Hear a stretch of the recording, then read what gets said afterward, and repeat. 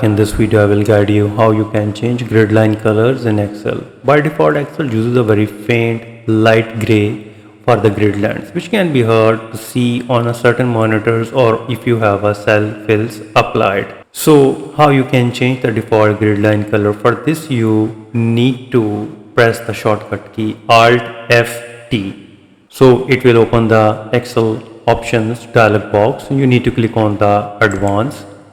And now scroll down through the advanced setting until you find the section titled display option for this worksheet. And here is the display option for this worksheet. Now locate the grid line color box near the bottom of this section.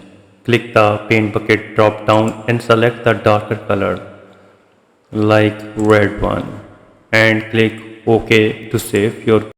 Now your grid line will instantly update to the darker shade.